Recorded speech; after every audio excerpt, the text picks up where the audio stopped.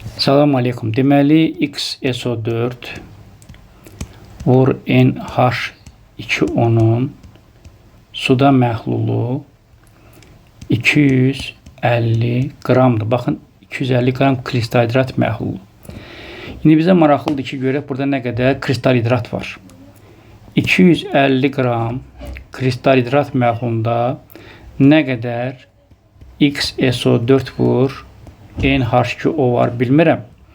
Amma qrafikə baxsaq 80 dərəcədə gedir söhbət. 80 dərəcədə həll olan 1500-dür. Təbii ki, həll olan 1500-dürsə, həll olmayan məsələlərində 1000 qram da sudur. Onda 2500 qram məhluldur. Məhlulun altından yazıram və həll olan da 1500-dür və mən tapıram ki, buradan M bərabərdir 150 eləyəcək. Deməli, biz müəyyənlədik ki, 250 qram kristal hidrat məhlulunun 150 qramı XSO4 vurulsun NH2O-dur. Ondan sonra qaydacağıq. Sonra burada çökmə baş verir. 80 dərəcədən 20 dərəcəyə qədər soyudulur. Çökmə baş verir. İndi 250 qram məhlulda 80 dərəcədən 20-yə endirəndə nə qədər çökmə baş verir bilmirəm. 80 dərəcədən başlayırıq. Çünki 80 dərəcədən çökür. Məhlul dedi ki, burada 1500 həll olandır. 1000 də sudur, 2500 eləyir. Çökmə isə 1500-dən 500-ə 1000 qram çökmə baş verir. M də buradan bərabərdir 100 qram çökür. Deməli, 100 qram XSO4 vurulsun NH2O çökür. İndi davam edirik. Bu zaman çökən bərk maddə süzmə üsulu ilə ayrılır, yəni 100 qram. Qurudularaq kütləsi təyin olunur. Sonra bu bərk maddə tam közəldilmə nəticəsində alınan bərk maddə, yəni közəldilmə zamanı XSO4 ilə deməli NH2 ayrılır və bərk maddə 64-dür. Onda yerdə qalan 36 qram da sudur. Ondan sonra deyir ki, 64 qram bərk maddə XSO4 650 dərəcədə XO-ya və SO3-ə ayrılır. Deməli, bu burada 64-dür. Bu zaman 32 qram X deməli SO3 alınır. Bura yazıram deməli X plus deməli 96, S4 96-dır. Burada yazıram 80. Buradan biz bunu həll edirik. 64-ü vururam 80-ə, bölürəm 32-yə. Çıxıram 96-nı 64 eləyir. Deməli, X burada ayrı 64 oldu. XSO4 isə 64 ilə 96 deməli 160 oldu. XSO4 160 oldu. Bu maliyyə kütlədir. Və 64 qram XSO4-ə 36 qram su uyğundursa, bəs 160 qram XSO4-ə nə qədər su uyğundur? Buradan 160-ı vururam.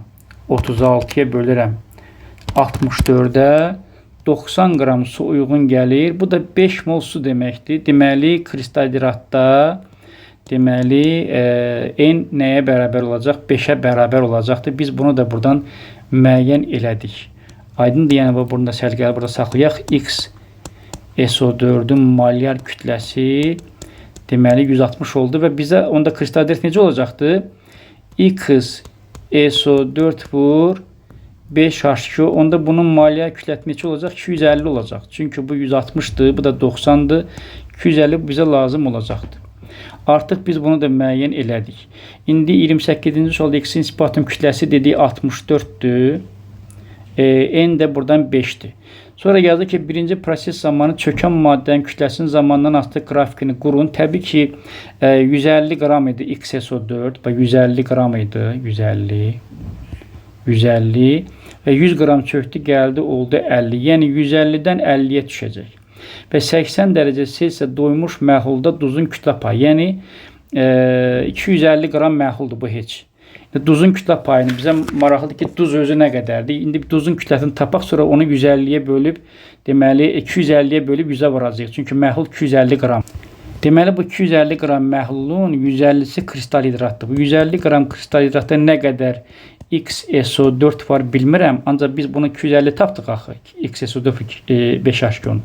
250-də dedik 160 qram X SO4 var. Buradan deməli biz 150-ni vururuq. 160-a bölürük. Deməli 250-yə tapdıq. Deməli buradan 150 vurulsun. 160 bölünsün 250 tapdıq 96 qram.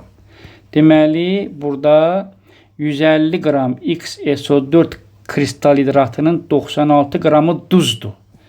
96 qramı duzdur. Bu məhlulda da bu 150 qram axı bu məhlulun içində idi.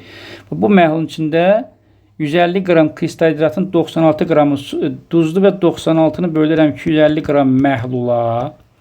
96 bölü 250 vur 100. Bu da 38,4 edəcəkdir. Sonra deyik ki, 3-cü proses zamanı bərk maddənin kütləsi neçə faiz azaldığını müəyyən etkinə. Təbii ki, burada biz müəyyən eləyəcəyik ki, yəni 64 idi. Bu zaman 32 qalıb. Yəni 32 azalıb. 32 də 64-ün 50%-ni təşkil eləyir. 50%.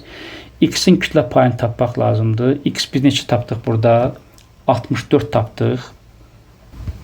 64 də deməli bu 160 deməli maliyyə kütləsi olan X SO4-dədir. 64-ü bölürəm 160-a, kütlə payını soruşur, bölürəm 100-ə.